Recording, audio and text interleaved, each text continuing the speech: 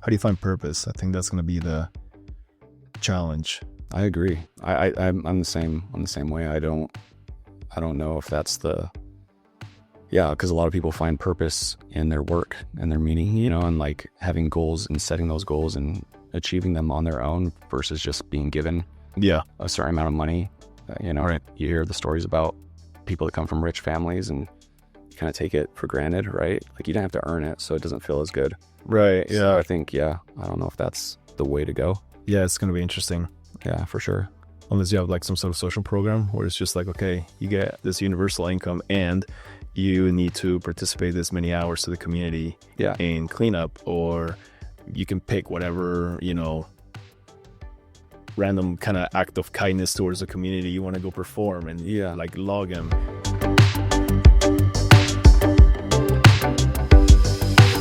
Tim Smith, and probably one of the few agents here in the Valley who can turn chaos into wins. Yeah, I believe.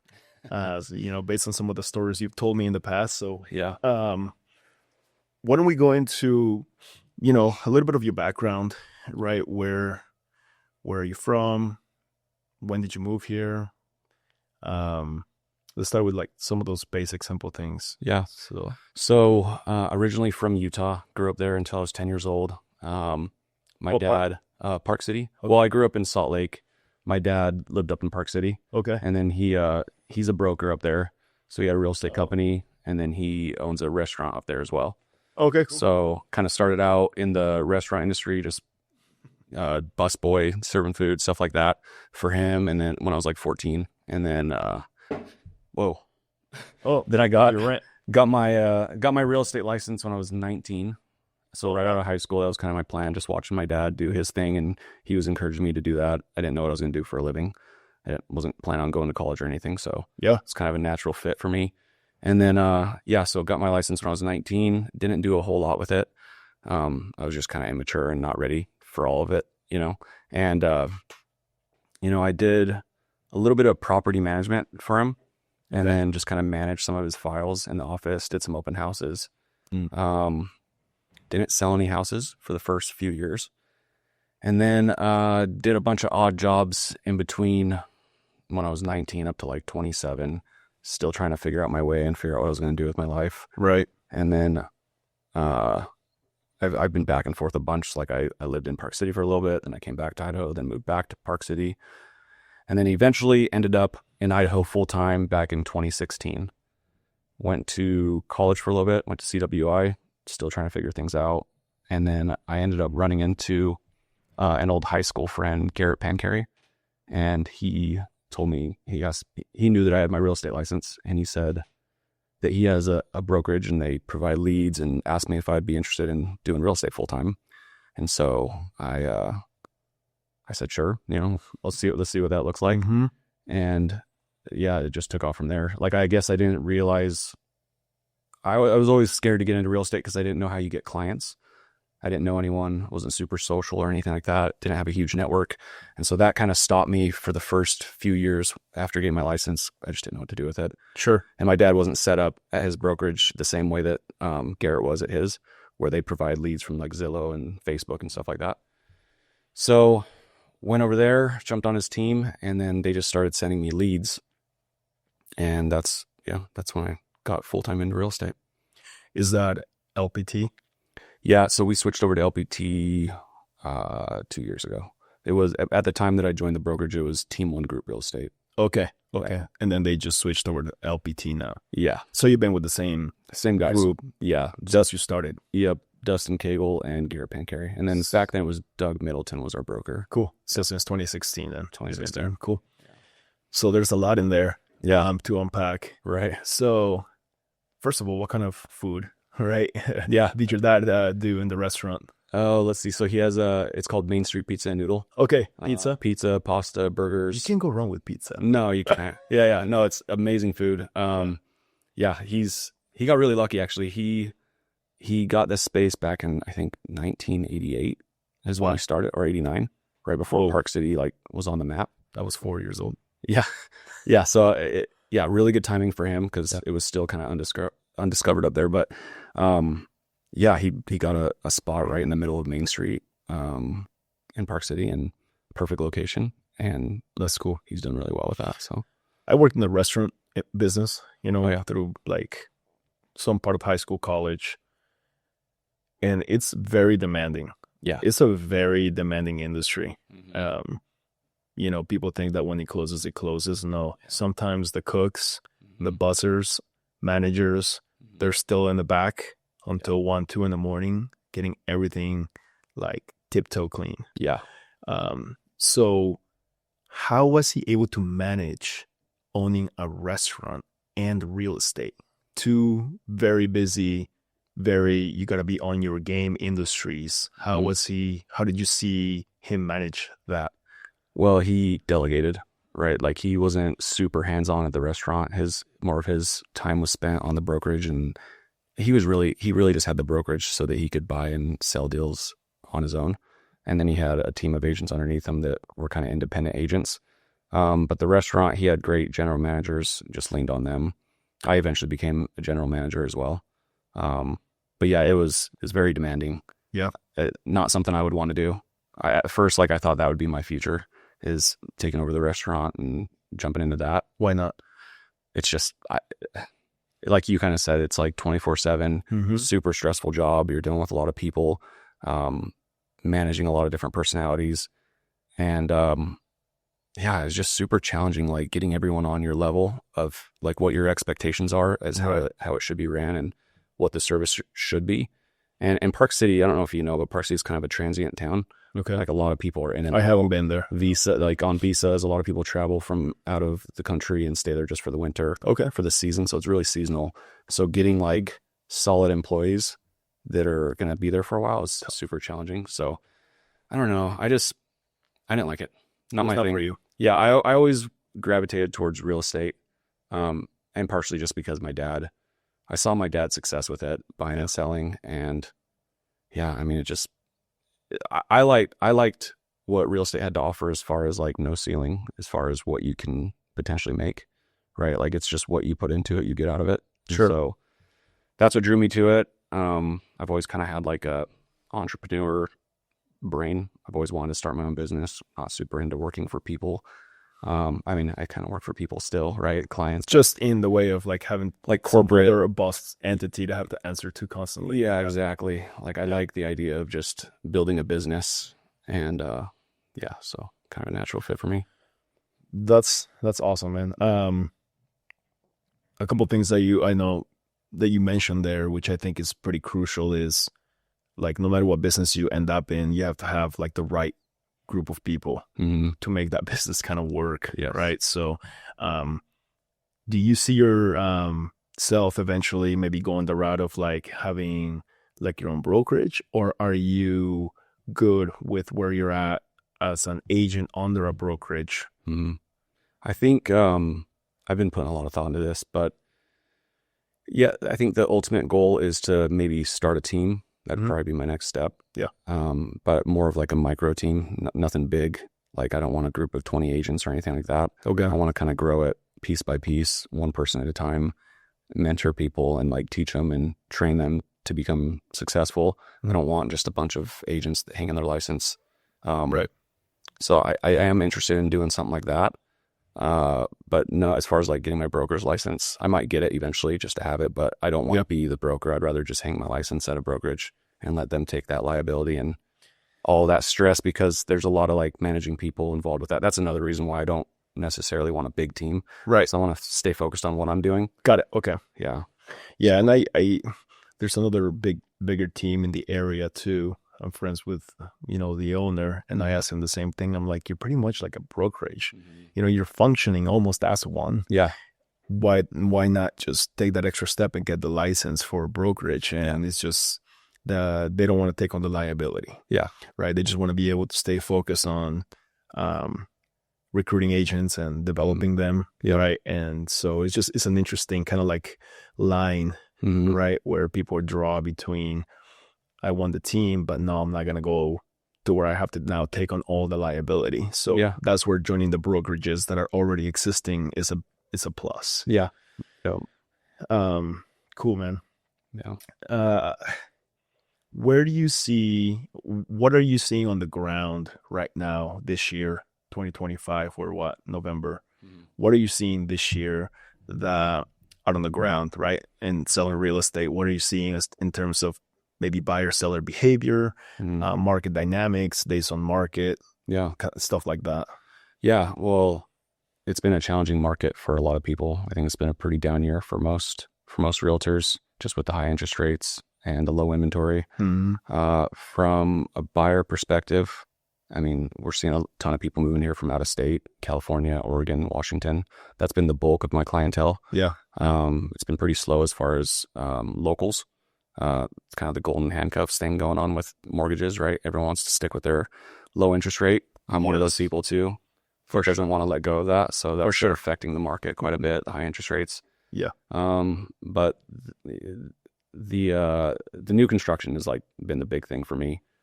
New construction? Yeah, like getting into that world just because they're kind of dominating the market because they're making it more affordable for buyers, being able to offer those incentives, interest rate buy downs and stuff like that. I don't know if you've experienced it's Yeah. yeah, you probably have Yeah. to compete with the in-house lenders a lot. Yeah, that's a very interesting subject. Yeah. Um, I think that the new buyer, or I'm sorry, the new build, Mhm. right, is definitely what's really kind of taking off or has been taking up more Mhm. based on like the comment you made a little earlier. Mhm. A lot of people are not ready or want to get rid of that 3% rate Yeah. on their mortgage. Mhm. And so what that does is it reduces the amount of pre-existing inventory, Mhm. right? Not as many people are wanting to sell. Right. So where the heck are we going to get the inventory? Yeah. Well, we luckily Mhm. we're in a situation here in Idaho where we were still a very small city, very Mhm. small town feel, Yeah. and that means a lot of room for development. Yeah. And that pretty much is what took place after 2020. Mhm. And many large scale, large capital, national scale builders Mhm. saw Idaho as the opportunity, Yeah. saw what was going on. And many of them invested large amounts of capital in acquiring land Mhm. and getting ready for development, which is now taking place. Yep. And so, yeah, a lot of these national builders come in here with their in-house lenders, Mhm. and they offer you or the buyers, right, all these incentives, but with the condition to use that That lender. specific lender. Right. And it's very interesting. A lot of us kind of scratch our heads a little bit like, how is this legal? Right. You know what I mean? I've asked the same question. Yeah. Because agents are like, oh, well, you're supposed to give at least 3 lender names, at least 3 inspectors, and, like to not carry all the liability Yeah. and stuff like that. But yet we have an industry over here, a micro industry of the main big industry, Mm. kind of doing this. I don't know if you can call it steering. Mhm. It's a fine line. Yeah. I'm not sure, but yes, competing with them is extremely difficult. Yeah. Well, it's probably affecting you quite a bit because, like you said, that's most of the inventory right now. Mm-hmm. And buyers are coming here and buying new construction. It puts me in a bad spot as a realtor too, because I would rather them use my in-house lender, the lender I have a relationship with, but you also want to make the decision that's best for the client. And if there's a $10,000 or $15,000 difference going with that lender, the in-house lender, then you kind of have to let them do what they're going to do. For sure. Right. For So, sure. yeah. And that's pretty much what I tell them, when they come to me with a loan estimate already from the in-house lender, Mhm. because I want to make sure that, yeah, you're getting this incentive, but let's make sure they're not, baking it into the closing costs. Right. And there's many times where I look at the loan estimates and I go, that's a deal. Yeah. Go. Yeah. Run with it. Do you know which builders are specifically offering the better deals when it comes to that? The better You run deals? into? Oh, man. So I know, for example, Tricidio is pretty, from what I've heard also, they're pretty big on the credit that they give. Yeah.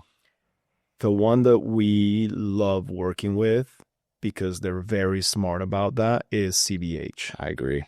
CBH has done very well in understanding that they're a local Mm-hmm.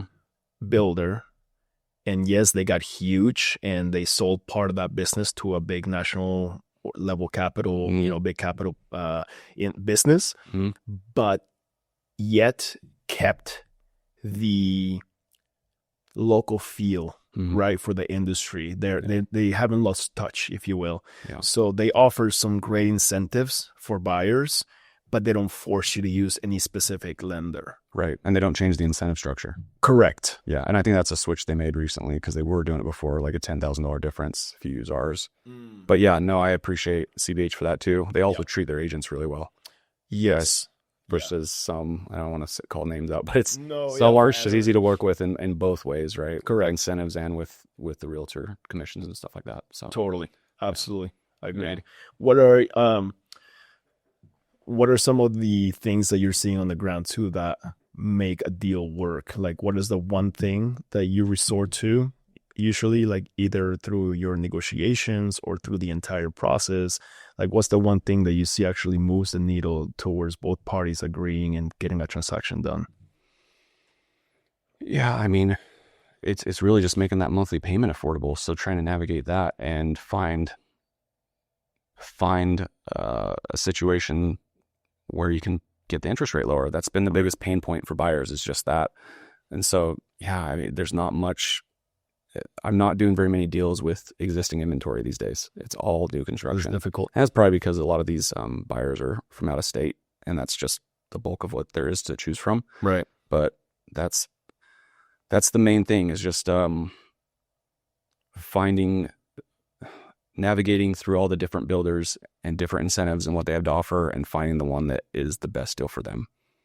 So, yeah. Yeah. In terms of that too, I mean, there's a lot of stuff being floated around too right now with the current administration. Yeah. They started with the whole 50-year mortgage. Yeah.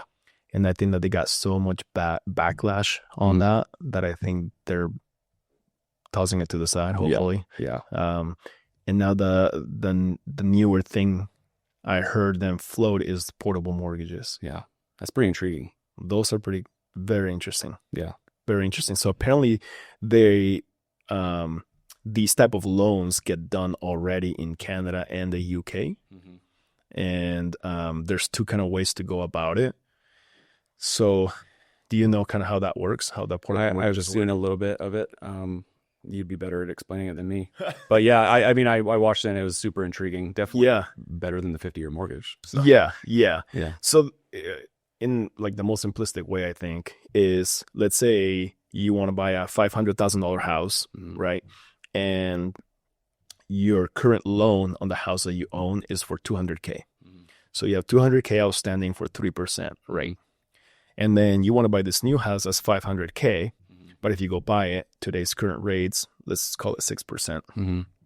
So then what happens is you say, hey, I'm going to take this mortgage over here, the $200K remaining, and I'm going to move it over to this new residence.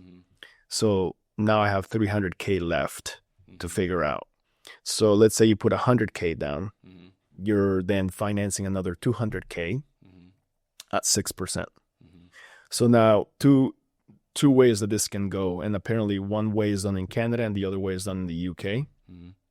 You can either have two blended mortgages, so one for the 3% and the other one for the 6%. You have two payments. Two mortgages. Okay. Or you do a blended mortgage, where now you say, okay, since you have the $200K at 3% and you're going to have this new $200K at 6%, we're just going to blend it into a $400K loan at 4.5 or something. Right. Like that. Right. Okay. So a blended rate mortgage now. Yeah. And then that way, I feel that's going to be a better route. If you give people extra payments, like for two different mortgages, something can get lost there. Yeah. Just give them one blended rate, and I think that can potentially make a lot of movement happen. No, I agree. I think that's going to help a lot of people get off the fence and give them some sort of motivation to sell their house, because they're not entirely losing. Yeah, investors too. It's a big deal. And also the other thing that was being floated around is the no capital gains tax, right? I don't know if that's going to actually take off or not. On as far as properties? Yeah, when you sell your house and you have to pay capital gains, anything over $500,000. Oh, okay, right. I think if that goes away, that's going to create a lot of, oh my gosh, yeah, especially in California. I was going to say probably. Yeah, there's so much equity they're sitting on, and a lot of them are hesitant to move because they have to pay a ton of taxes on all their gains. Yeah, So that would, yeah. Not to mention the exaggerated amount of taxes they already have to pay them. right, exactly. Um, which so based on that rate, conversation, if rates were to drop or increase by 1%, say this week, how would your playbook change for your clients? It's a good question. Well, if they were to drop, it would just create a bunch of demand, obviously. We're still, it's an active market, whether it's down or not. There's still a lot of transactions going on. I think nationally, it's like the lowest in a long time, right? But last year we thought it was going to be the lowest one, and it was in over 30 years of real estate. And I think this year we might be trending almost the same. Yeah. I don't know if Idaho's different. I don't know if you know that stat or not, but it feels like Idaho's been a hot market and there's a lot of transactions happening anyways. Yeah, I think we're like this micro market, as far as like within the US, like for some reason, again, people are still moving here, like you're saying, right? And so we're still developing and transactions are happening. Yeah. For sure. Compared to other states, I think we're like more normal, if you will, but still slower than what we know it could be. Yeah. Yeah, I don't think my playbook would change that much. If interest rates go up, the thing is we were just at 7% interest rates last year, right? Or a year and a half ago, and there were still transactions going on. So I think that the amount of growth going on out here is creating the demand, and people are moving here for political reasons from California, Oregon, Washington, Arizona because of the heat. So I think the demand is going to continue. I think it's more just affecting the locals more than anything else. Yeah. Right. So our incomes are not catching up to the price increases. Yeah, exactly. Then we have the jobs where, the wages aren't catching up. I think they are starting to, at least I heard that. But there's still a pretty big difference between, when you move, if you're a cop in LA and you move here, it's a huge price decrease or a salary decrease. So for sure, that's a challenge for sure. But I don't know if my playbook would change. I think I would just continue to move forward and that's part of why I started getting into social media, because my sphere kind of slowed down quite a bit. Yeah. Because it was busy in 2022, 2023. Didn't have to try super hard because my phone was just ringing. I'm sure you experienced that too. But then when interest rates went up, it slowed down a ton. And then I'm not doing as many local deals now. It's like, I got to find where these people are coming from. So that's kind of where Instagram and social media came into play. For sure. Yeah. Yeah. So based off of that, how difficult has it been for you to utilize Instagram? Because I think Instagram is like your main social venue, correct? Yeah. It posts to Facebook by default too. Yeah, it just kind of goes through to that. Yeah. But Instagram is like your thing. And for a lot of realtors, right, it is. And based off of that, let's add the comment of we have a lot of people moving from out of state. And because you've posted them as well, so a lot of us get to see it. The amount of negative comments and condescending comments to you, like, oh, another transplant agent taking advantage of Idaho, right? For profit and stuff like that. Just a lot of very interesting comments. Yeah. How do you stay steady-minded, if you will, and not allow those type of things to get in your head and kind of like crumble you up, right? Because there's probably a lot of newer agents or people in any business really that might want to start their business journey, and they're like, I need to get into social media. Yeah. And they're gonna get that one comment that is going to potentially destroy their day if they allow it to. Yeah. So how do you manage staying the course? Well, there's two things. One is I don't read the comments. I've had to adjust to that. At first, when I was doing it, it was hard not to read them. Yeah. But it does affect your day and it affects your mood, and it sucks. It never feels good to be hated. Right. But number two, most of those things they say are just not even true. Right. Like the number, like a lot of people, well, for one, like another transplant ruining Idaho. Well, I'm not really a transplant. Maybe when I was 10 years old, 28 years ago. Yeah. I consider myself a local at this point. I've been here long. For sure. I was before there was a Walmart in Nampa and before everything took off. So I consider myself a local. I think people think I'm a transplant. A lot of people think I'm a Californian or something for some reason. But Yeah, they're just wrong because, you know, development, there's a lot of like, well, a lot of the blame is like realtors you're marketing to out of staters, and causing them to move here and driving the prices up. Okay. For one, I don't think that I'm single-handedly convincing people to move here. I feel like, You are. yeah, it's all my fault. It's all my fault.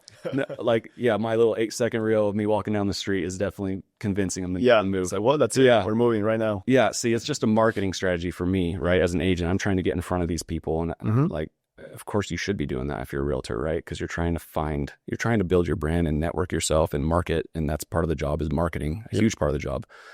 But yeah, it goes so much deeper. Like the actual reason for Idaho exploding in prices, right? Like, there's a lot of blame to go around. Like, go to your local, Congress or local city, like they're the development planning and zoning, like they're doing it. The people that are selling these homes, they're not exactly like asking where these people are coming from. They're just happy they're getting an offer, Correct. right? And So they can make a move too. they're cashing out on their equity, right? So Mhm. I don't think the blame really deserves to go on the realtor. Of course We're not. just kind of the facilitator and helping people get Yep. from where they are to where they want to be. For sure. So yeah, the best advice I would say is just don't read the comment section. Just stay out of there. It's a war zone. Yeah. Bad. Yeah, it is. Yeah. For sure. Like being self-employed and like, posting things that you're trying to do to help yourself and your career and your business. And then you have these negative comments coming in. A lot of the times it almost also like makes you like face your demons, that one insecurity you had, and then that one comment highlights it for you so clearly that that's how your day can get ruined. Yeah. Right. But if you're like, okay, that hit me, that's an emotional trigger. So that I got to work on there's something there that I need to explore. Yeah. And once you explore it and by allowing the emotion almost, it suddenly starts to vanish it. Yeah. And now you have no more emotional trigger to comments like that. Yeah. It's true. I can understand where some of them are coming from, because a lot of it comes from they're angry that their kids aren't gonna be able to afford a house, right? And I have 2 teenagers, Sometimes themselves. and you have kids, right? Older kids, and we worry about that. Oh yeah. But I guess I look at it a couple of different ways. You can be a victim. You can have the victim mentality and allow that to consume you, and or you can overcome it, right? And so Totally. Prices are where they are, right? And they don't seem to be coming down anytime soon. Inflation is out of control, right? Everywhere, in housing and everything. And it's probably just going to continue this way just because this is the way the system is built, right? Print money, there goes inflation. And so I feel for the people that have that negative feeling towards the housing prices being that high, but I just feel like you just need to overcome it by being a little bit more ambitious, I guess, or being creative and finding ways to make more money, I guess, right? Yeah, educating yourself a little Educating more. yourself. Exactly. Yeah. And not and finding the actual culprit, which is not the realtor. Yeah. It's not even the developer. Yeah. It's not the builder. It's not the lender. It's, like you're saying, I think there's a deeper, higher fault, if you will, which is kind of like this, the system. How is the system built, right? The printing of the money, just uncontrolled printing, right? Manipulation of rates, right? Is that where crypto comes in? That is where crypto comes in, right? That's I know you're being in crypto as well, so I am. Yeah. I dabble in it as well a little bit. Yeah. So, what are your thoughts? Like, what do you see with? I think those are like 2 wild cards that a lot of people haven't really taken into full consideration when it comes to really like how our lives are going to be lived within the next probably 10 years, right? Because we haven't had these type of disruptors in like the last 3, 4, 5 decades, maybe. The internet in the 90s to 2000s. And I think that the crypto and AI is going to hockey stick the advancement that we had with internet, like in such a much faster pace. Oh yeah, absolutely. What do you see maybe like even in our market, like real estate, like how do you see maybe AI impacting um, real estate business? Are you scared that you're not going to be needed anymore because I mean, AI is going to take over? there's a threat there in some ways. Yeah. I feel like agents are still going to be needed for it's one of the largest transactions that you'll ever do in your life, right? So I think that people are still going to rely on the human experience, but I think that AI is gonna it's gonna there's a lot of systems being built out there for to sell your house, right? Where you can just it's like buying a car online. You can now buy a house online with an app, right? With AI, and it puts everything together. So there's definitely something there that's going to be a threat to a lot of people, and a lot of people will not survive that. But from my perspective, I feel like I just want to utilize AI to my advantage and make Yep. my business more efficient. So I've been Right. like going deep on that, and still so much to comprehend and figure out. But you know, you can use it to your advantage. Yeah, I don't think it puts us out of business entirely. for sure. I mean, it's not the same as like being a travel agent or something like that, in my opinion, right? Yeah, yeah. It's a bigger deal, right? It's a For bigger, sure. bigger transaction. There's a lot of factors involved that require the human experience to talk to someone. Yeah. Yeah, it's just not that easy. No, I don't know sure. if I could buy a house just with a couple clicks and trust the whole process, right? Trust an AI to do it. Yeah, that's gonna be But tough. yeah, Like you still want a human element. yeah, someone to talk to because it's almost like it's like a little bit of therapy involved in it, right? Because you're like helping people make a huge decision, whether it's Yeah. selling or buying. I do feel like on the listing side, it's going to take over more than on the buying side. Oh, really? Sure. Yeah, I do. Just because they're going to streamline it and make it easier. I don't know if you've heard of that company, Ridley. No, not Yeah, yet. there's a guy that invented. He created an app called Ridley, Okay. and you can just upload your listing onto there, and it eliminates fees and real estate fees and all that different stuff, and you get professional photography, and it does the No whole thing kidding. for you, but it's all AI. So I can see where that's going Hmm. for certain people, but I still think there's just a ton of people that don't want to even go through that trouble or don't have the time to deal with it all and put it all together for them in the right way. You know what I mean? So they can upload it and it can be a live listing out there. Mm-hmm. But then who's taking care of showings? Yeah, so it's for the type of person that would be willing to take care of that kind of stuff. So someone who wants to take on the work. Oh, Prep so a you have house. to take care of like scheduling your showings with the incoming requests. Yeah. Maybe doing your own open houses. It's basically to save money on the commission. So it's for the people that feel like they have enough time to handle that, which in my experience, a lot of what we do is save them a ton of time because who has time to put this whole thing together, right? Yeah. So that's what I mean. It's not going to take over. It's just going to be for people that feel like they could do that themselves, right? And handle these little aspects of the job that they think that we're overpaid for, I guess. Interesting. Yeah. And I mean, that can also go both ways because then agents can sure be able to use a tool like that as well to increase efficiency and make some of the process a little easier, perhaps. What I'm hearing is maybe photography can be in a little bit of a. I mean, does this app just create the photos for the house out of AI just from prior web searches, or I don't know. I don't think so. I feel like, again, it's for like the person that's willing to just hire their own photographer. or take your own cell phone pictures? Right. Or there's that. Right. Yeah, I don't know. That was only go. I don't know. We'll see. I don't have that much faith in it. I think that it's disruptive for sure. There's an angle there, and that guy in particular is probably onto something, and he'll have a market share for sure. Sure. He's got like, I want to say he had like 40 million in listings or something like that within the first week of going live. But again, not super concerned about it. I feel like you have to. This AI thing is going to take over a lot of jobs at the end of the day, right? I don't know. What about on your end? Like, how does it affect you guys? You think it's going to take over? No, I don't think take over. Yeah. I think that is going to streamline a lot of things, making them a lot more efficient.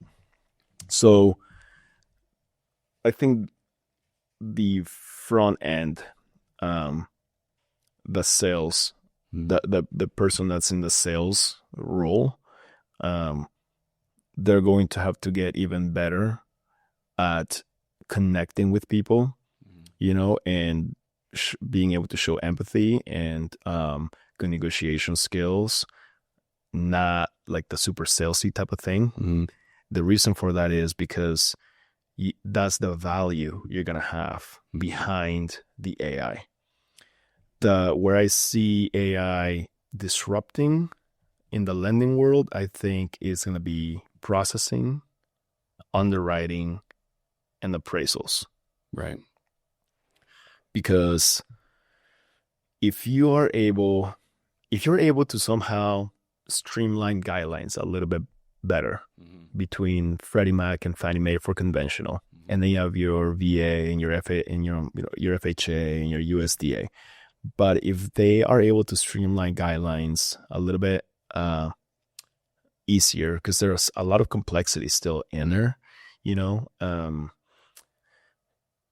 like without my underwriter manager, I don't think there's no way we would have been able to get this refinance done for this veteran guy that we're closing at the end of the month, because some of the guidelines are this, but with the human aspect and analysis of the human underwriter, we were able to find like a workaround, if you will, to still meet those guidelines. That I don't know if non-creative thinking AI would be able to do. Right. Now, if you have like a regular, nice, straightforward file, I mean, you could have that application in, processed, underwritten, approved, potentially even CD prepped within 2 days.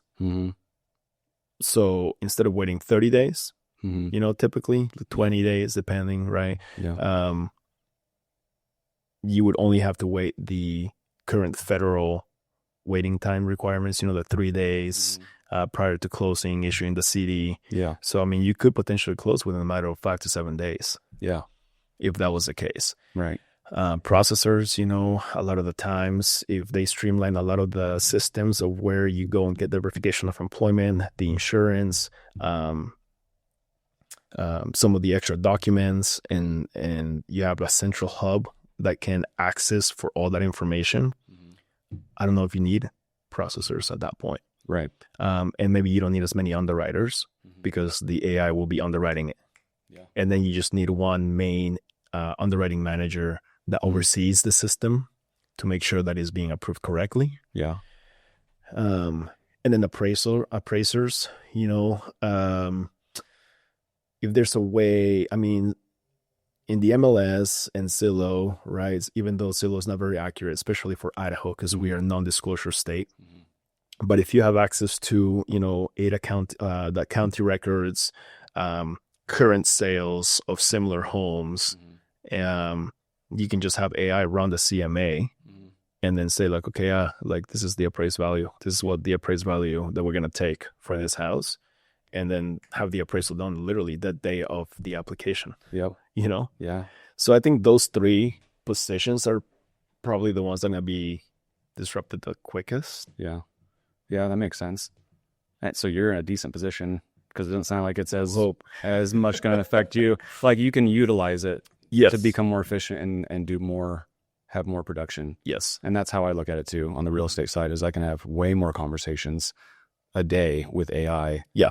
I mean, there's part of that I don't like because that's the hard part is like figuring out how to utilize AI for conversations. You don't want people talking to a robot, but you can at least set up a system which gives you the touches that you need, per day to stay in touch with all these different clients without manually going in there and doing it. Yeah. So, yeah. Well, I mean, there's some AI tools you would not even know you were talking to a robot AI agent. Yeah. I mean, you could even have it like you record your voice, like a 30 minutes of reading, with your voice. And the system now has your tonality, the way you say certain things, the way you pronounce certain words, and your volume. And now that AI agent sounds just like you. Yeah. I can call it and you'll be like, I'm talking to Tim. That's wild. Yeah, that's insane. But you mentioned the human aspect of it too, like with the conversations, that's where the challenge I find with AI. Yeah. Probably the biggest job as a realtor and becoming successful and actually leading people or turning a potential client into an actual client that wants to work with you is the type of conversation you have with them. how you respond to their questions, which questions you ask, Yep. how you get them to the lender, how you get them to emails, email alerts, listings, stuff like that. And I just don't think the AI can do that in the proper way, Yeah. or at least not yet. At some point it will, and that'd be fine if it did, right? Because again, it would just make us more efficient, Yeah. right? So Yeah. The one thing with AI that could actually, I just kind of thought of this tangent is electricity. There's going to be so much demand for the electricity needed to run all those AI competing, warehouses, if you will, yeah, that I think we're not going to have a choice but to turn to nuclear. yeah. And if we turn to nuclear, it's more reliable. It's going to be way cheaper. Mm-hmm. That could help reduce the electric bills. Yeah, that's for true. people. So, but yeah, we'll see. It's crazy. I don't know if you listened to the recent Elon Musk episode with Joe Rogan. With Joe, no, I haven't gotten to that. Oh yeah, he got into some good subjects on AI, just how it could create like a utopia almost. Where you have high income, everyone's gonna have a high income. It's gonna become so efficient, like replacing jobs, but it'll get to a point where we don't have to work, or so many people won't have to work because AI has replaced most of these jobs other than like blue collar workers. But it could turn into a situation where we all have universal high income, which is kind of crazy. It's almost like the socialist way of thinking. That'd be interesting because, like, although it is very nice to think that everybody's going to be able to have the income to, like, kind of finally live. Yeah. But we know that a lot of the human aspect of it is we start getting a little entitled. Mm-hmm.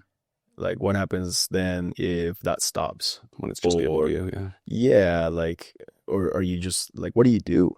Like, how do you find purpose? Yeah. Just live and spend because it's just given to you all the time? Like, how do you find purpose? I think that's going to be the challenge. I agree. I'm the same way. I don't know if that's because a lot of people find purpose in their work and their meaning, and like having goals and setting those goals and achieving them on their own versus just being given a certain amount of money. Right. You hear the stories about people that come from rich families and you kind of take it for granted, right? Like you don't have to earn it, so it doesn't feel as good. Right. Yeah. So I think, I don't know if that's the way to go. Yeah, it's going to be interesting. Yeah, for sure. Unless you have like some sort of social program where it's just like, okay, you get this universal income and you need to participate this many hours to the community in cleanup, or you can pick whatever,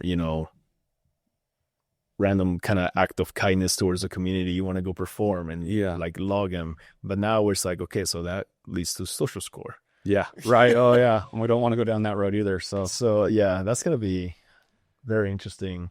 I mean, there's like, you get to focus on the things that you want to do, right? Like you could golf more, you could go hiking and spend your time. Yeah. Because you work your life away, right? Just for money. Sure. We're all chasing money.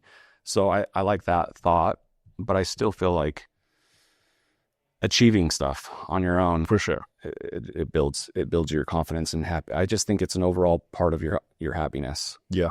I don't know if I don't know how you are, but I'm the type, I don't even think there will come a point in which I would even necessarily retire. It's not something I've thought about. Yeah. About you, but like the thought of having nothing. Not even there yet. Yeah. Yeah. I mean, I'm not thinking about it all yet, but I'd be so bored. I'd rather like how much golf can you golf? Yeah, exactly. I don't know. How much beach can you beach? Yeah. Like at what point does it get like, okay, like I've seen 27,000 sunsets in the sand beach now. Yeah, exactly. I've golfed the same courses, 45,000 times. Yeah, exactly. Yeah, it's going to be interesting. Yeah. So talk to me a little bit, like let's switch gears just a little bit here. You had a recent hire, right? Yeah. So a couple of things behind that. So how do you know, at what point in your business do you know, okay, now is the time when I need to hire someone versus you're hiring too soon or too late? Good question. I'm new to this, right? So like I've always been a solo agent and ran my business on my own. In fact, I didn't even have a transaction coordinator for most of my time. You have one now? I do have one now. Okay, I just got one last year. Life-changing? Life-changing. Yeah. And having an employee is life-changing too. But yeah, I reached a point I think it was in June, May, June.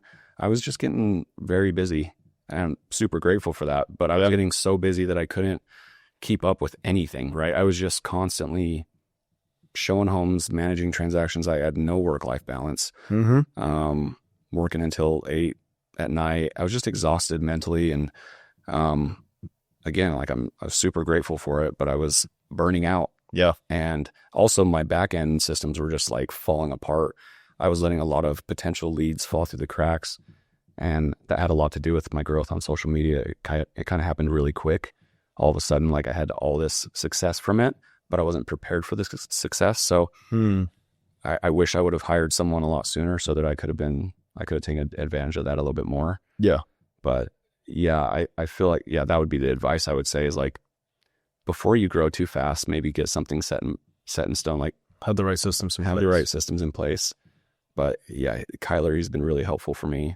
Kaiser. Yeah, that's his name. He's, he basically, I mean, his full-time job as of right now is taking things off my list, right? And relieving me of certain things. He got his real estate license. So now he's able to show homes for me now too. And There you go. now we can he can go show homes at the same time that I am. Cause sometimes I have clients in town Yeah. at the exact same time. For sure. So now I'm able to take advantage of every opportunity that comes my way, but also just the conversation piece of it. He's able to stay in touch with people. He's on my CRM. That was the thing that I wasn't able to focus on at all, is my CRM. Yeah. A lot of agents don't. I was just exhausted from the day-to-day actual selling real estate, showing houses, writing contracts, doing all that. By the time I'm done with that, the last thing I want to do is go to my CRM and start having a bunch more conversations, right? Yep. So that part was falling apart, and Kyler's taken over that. And that's the most important part of being a realtor, in my opinion, is the conversations and the prospecting. Because that's the one thing, if you take your foot off the gas with that, it'll dry up. Like you'll stop doing business pretty quick. Yeah. You have to stay on the gas and having these conversations and leading them to the next point, right? Yeah, for sure. Trying to get in front of them. So he's like, what do you consider him? Like your buyer agent or your ops manager, your CRM database manager? I mean, he's like my right-hand man. I don't even know what you'd call a personal assistant. That's where he's at right now. Yeah. I think since he just got his license, he's learning a lot right now. So I'm just teaching him the ropes, and he's doing all these transactions with me.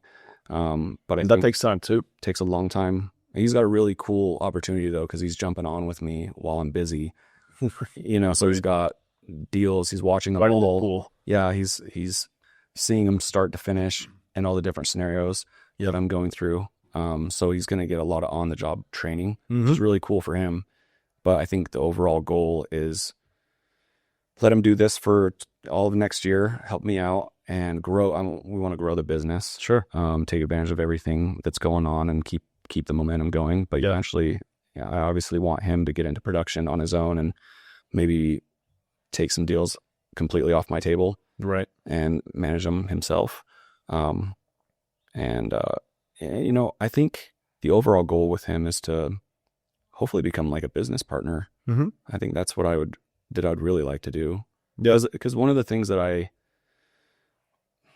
being a solo agent is kind of lonely, right? You're just by yourself. You don't have anyone to bounce ideas off of. And I've kind of like that personality where I'm a visionary. Yeah. Like I have a lot of goals, lofty goals, but I'm also super ADHD and I can't focus in on any of them.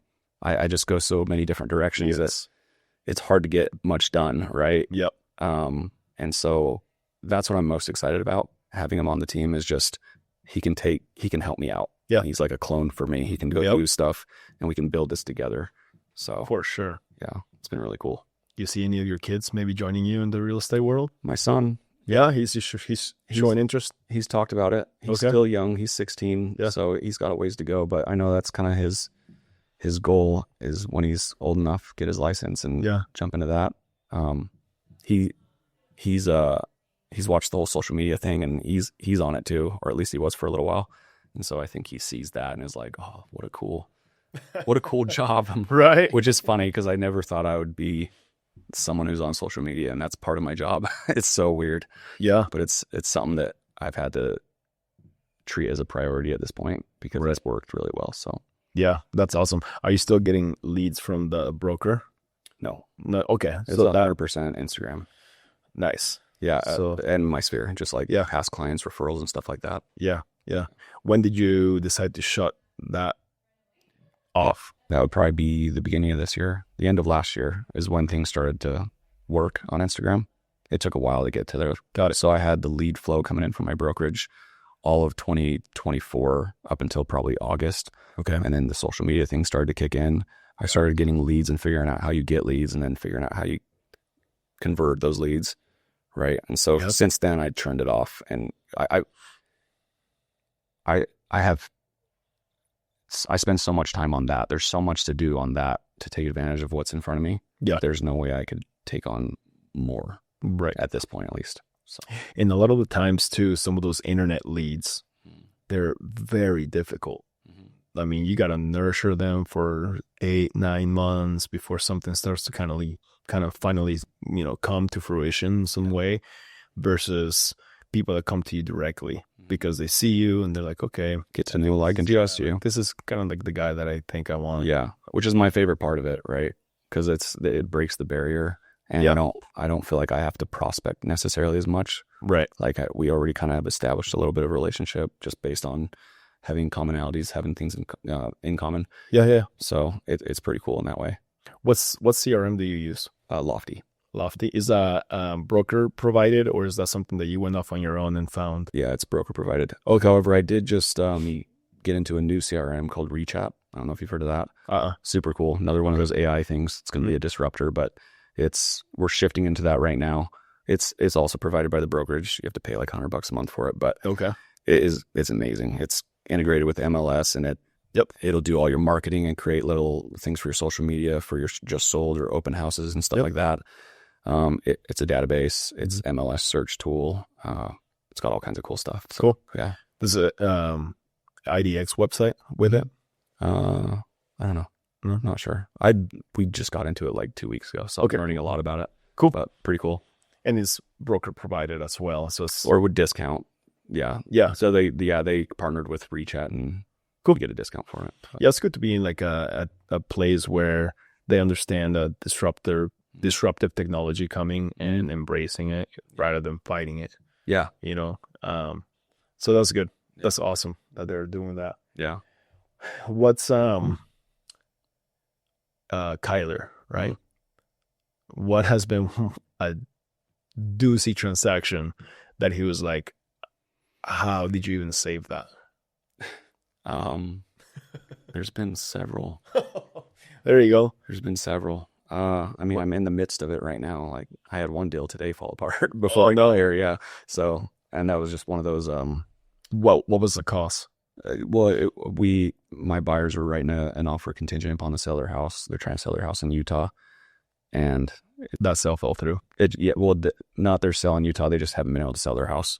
And so we got to the 30 days that was on the contract and had to just let it go. They got another offer. And so it's fine. That's actually not a doozy. There's been a lot of random things. I'm trying to think of specific cases. I had one situation. This was interesting. This is a first for me. Seller. I was working with some sellers, Okay. and they went to sell their house. We got it listed. We got it under contract within 2 days. Everything's going great. And then the next day, they're like, we don't want to sell our house anymore. We decided we don't want to. And I was like, oh no. You're already under contract. Yeah. Like from a seller standpoint, I mean, you already agreed to sell your house. So I don't see a way of backing out of that. Like there's no recourse. There's no way for you to. At that point, is the buyer has got the power. Yeah. Like unless their financing contingency falls through, Yeah. or the inspection was so bad that they want to back out. But otherwise, as a seller, you gotta Yeah, you're bound by to your horses. Yeah. Yeah. So you got to be ready to sell your house. If you decide to sell your house and you accept an offer, you have to commit to it at that point. I mean, you have like little things, parts in the transaction where you can get out of it, I guess, right? If there's inspection needs and they ask for a bunch of stuff and you don't want to do it, you can just say no. Right. And then that could blow it up, right?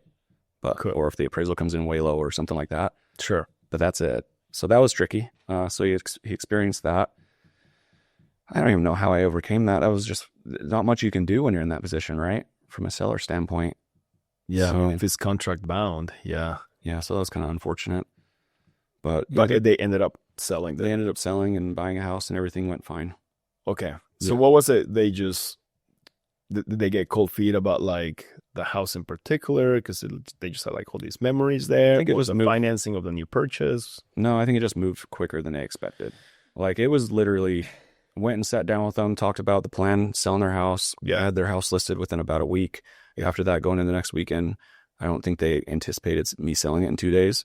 It was in a nice neighborhood right here off 10 Mile, and yeah, 2 days, full price offer pretty much, or pretty close. So you priced it right. Yeah, priced it right. And that was the tricky conversation, actually. That kind of reminds me, is it kind of gave them doubt that I priced it right.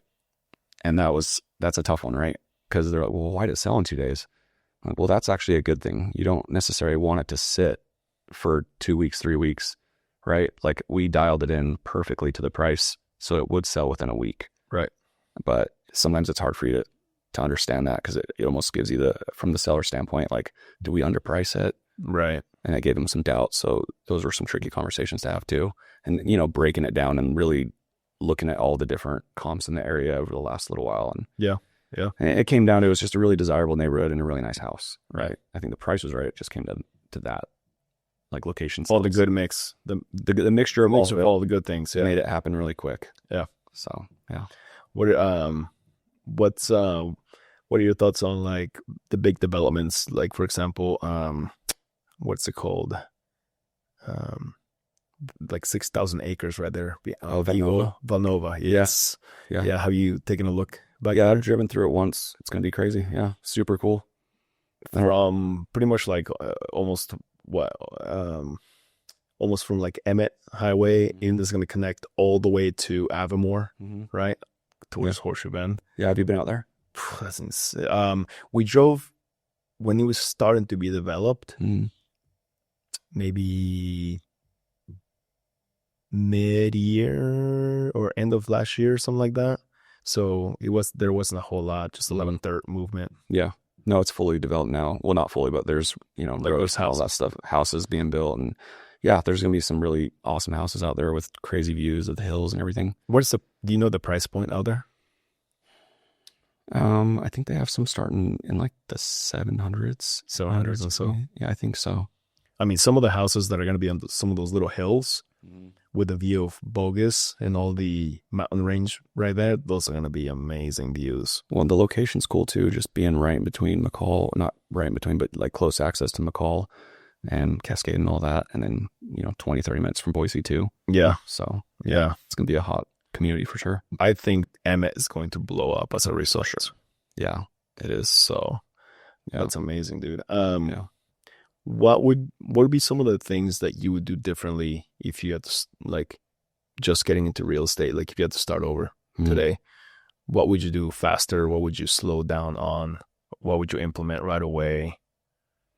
I would implement social media right away. I would start building your brand, because it's a long process. It doesn't usually happen overnight, but I feel like that's a huge thing. Yeah. I wish I would have done that a few years ago.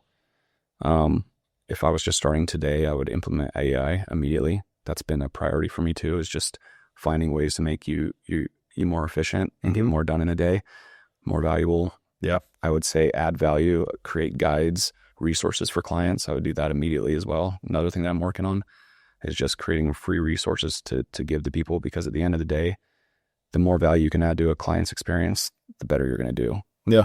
In your career. So I think that those are the main things.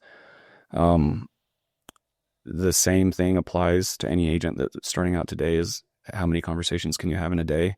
How many, like, who you surround yourself with, what your environment is. Yeah. Networking, talking to the right people. Those are all huge keys. That's been the reason I've had any success, is that I hit the phones really hard at the beginning, and I just, I just had as many conversations as I could. Who were you calling? Well, the leads I was being sent leads from my brokerage. Got it. So you were just cranking those phone calls. I was just trying to find a needle in a haystack, is at the end of the day, or try to get in front of people and show houses so that you can create that relationship with people and give yourself a better chance at selling some homes. That old school system still works to this day, just doing that. Yeah. But definitely do all the other stuff too, right? Like, start the brand now, because it's going to take a long time for one to get comfortable and figuring out the whole social media thing. Yeah. But in the long run, it's a huge deal. Yeah, for It sure. makes your life a lot easier when people will just come to you for your services. Yeah. Yeah. Yeah.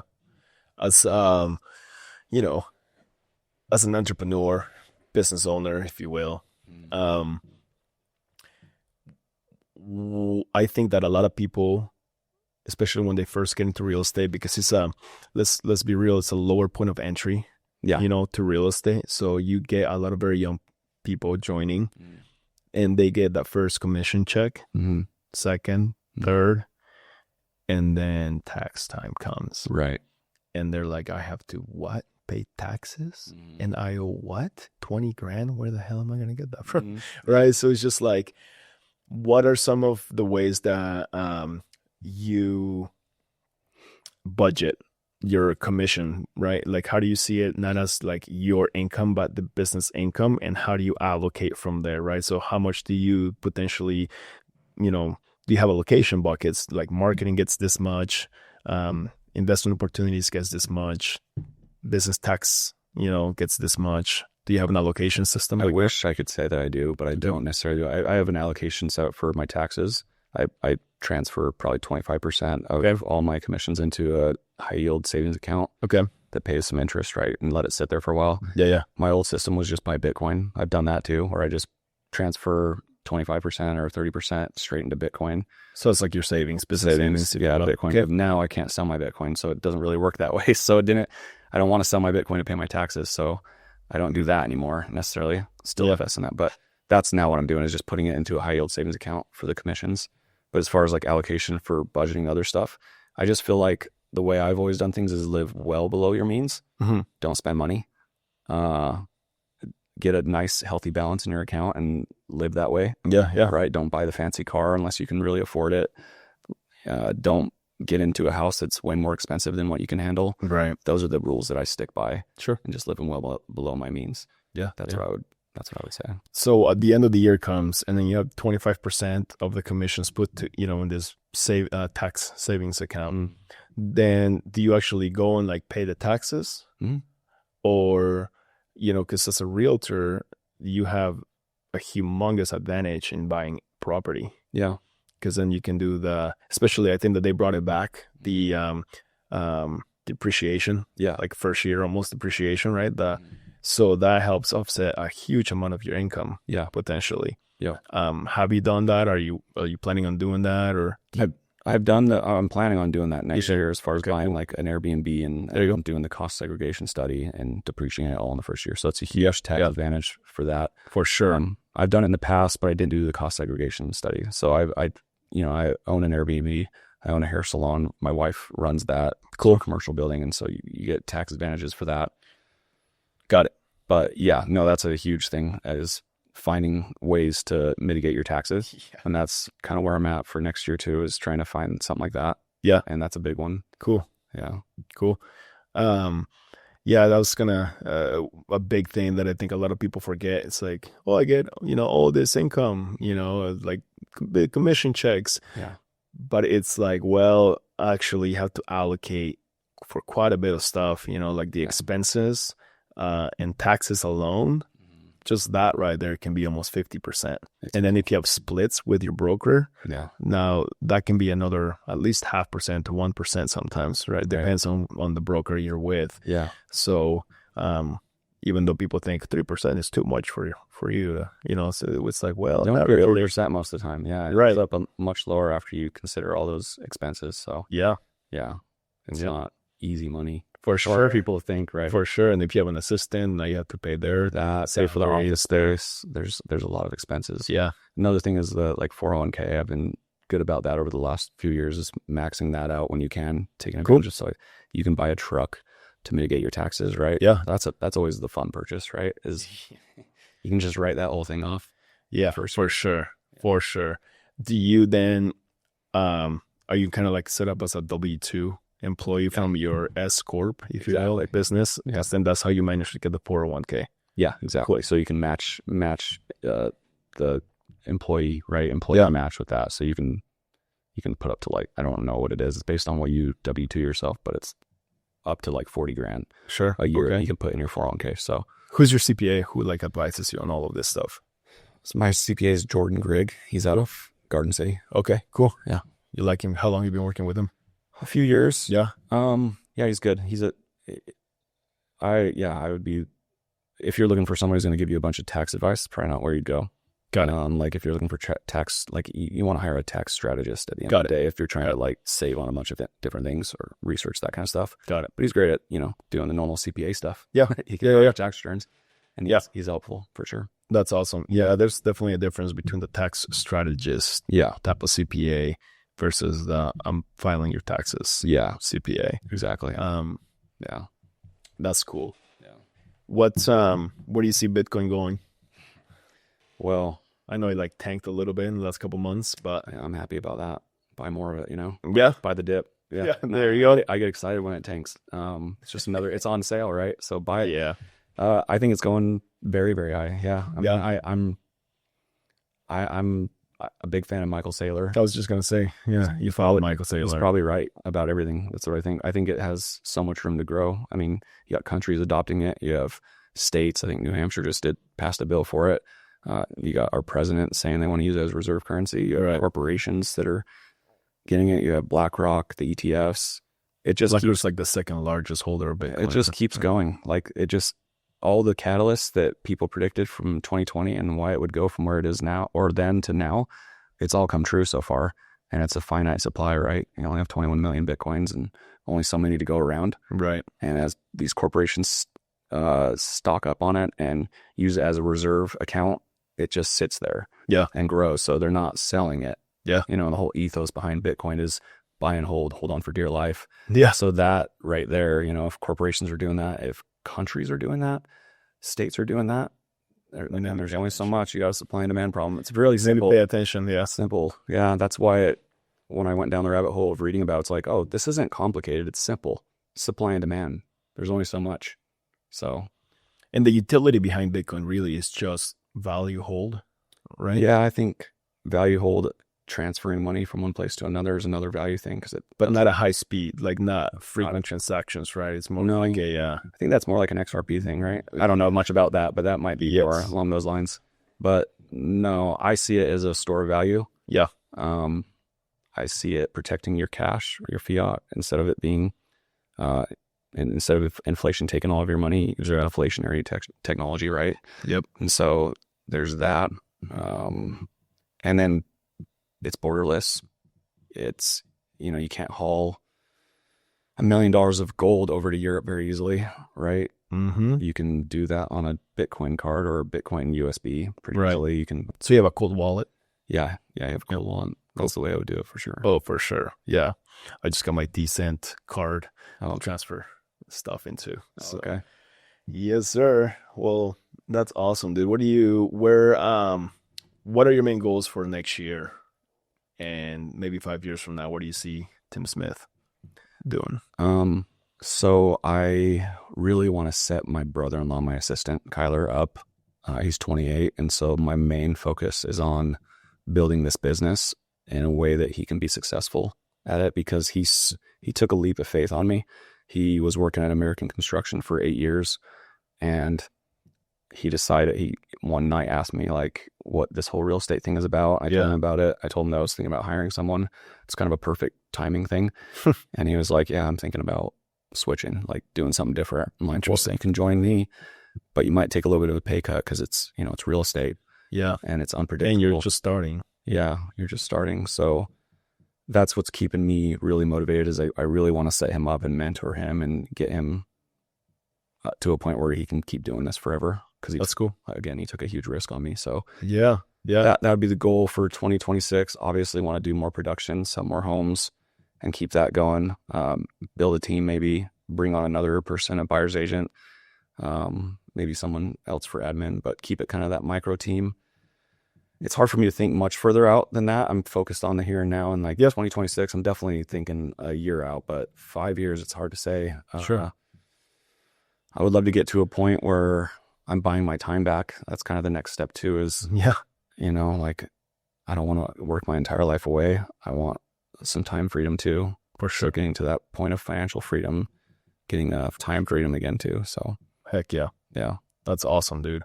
And I know, I know that probably a lot of the goals behind that is, to have a little bit more time with family. I know without having to go too much into it, right? But I know that you had a really difficult and challenging situation, as far as like health, right, goes. Um, how has that experience like changed the dynamics of the house with the family? Yeah, definitely more health conscious Yeah. for sure. I was kind of already there, like when my son was kind of going through his health struggles. I think that's how you and I connected. Actually, is 75 Hard. I was doing that program, right? And then And I think I messaged you and I was like, so he messaged me, and I don't know if you've done the program or not, but no, I think I've seen it or I kind of heard about Yeah. it, but I wasn't super familiar with it. yeah. So I had already been in the middle of it when all that stuff was going down, but it just like put in perspective of how fragile we are with our health and how important it is. And when Yeah. something like that happens to you, it shuts your entire life down. You know what I mean? Like when you can't physically do something, you can't do anything. Yeah. My wife experienced the same thing. It's just, you got to be grateful that we have a body that can move and do these things until it can't. Yeah. And so taking care of that body is really important to me. For sure. Feeding it the right food, getting it the right amount of exercise, and just being grateful for it. Yeah. That's the biggest shift Yep. that I've experienced over the last couple of years, especially with that. My son, same thing. He's serious about going to the gym now and taking care of his health for the most part. That's cool. For a 16-year-old boy, he still eats McDonald's and stuff, but yeah, that's it's been a big change for sure. That's good. And I'm sure probably the dynamic like between all of you, maybe a little less bickering. Yeah. Like the stupid little arguments that we used to have, they're just like perspective wise now don't matter at all. It doesn't matter. Like Yeah, life is fragile. Yeah. Be grateful that we're here and we're healthy. When you're healthy, be happy that you're healthy, because it can be taken really quick from you. For sure. Out of nowhere too, right? Like, Yep. Yeah. Did that have any impact on like your business philosophies as well, or was it just more like the personal side?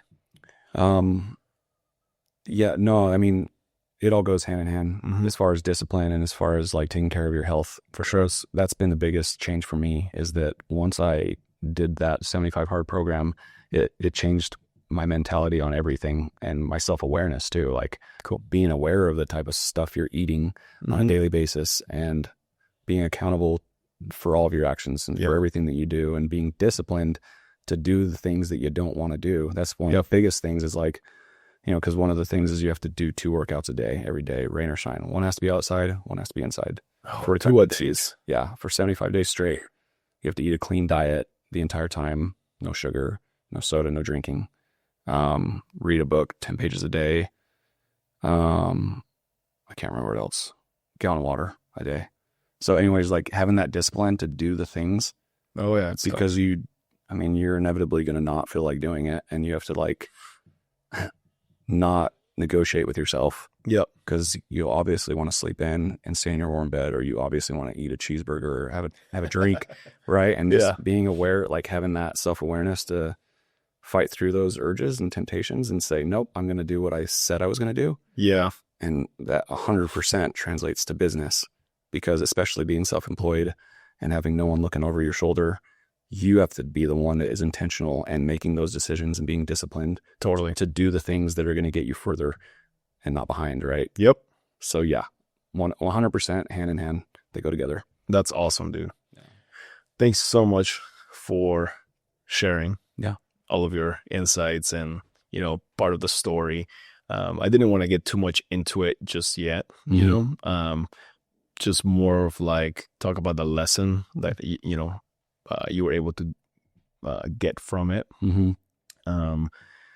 But everything else that you share, like, from the market insights that you have, your ability to still kind of keep really tough deals together, knowing when the right time, to hire somebody. And not only that, but understanding that this person is putting their trust in me to carry this thing, so that they can also be financially stable in some fashion.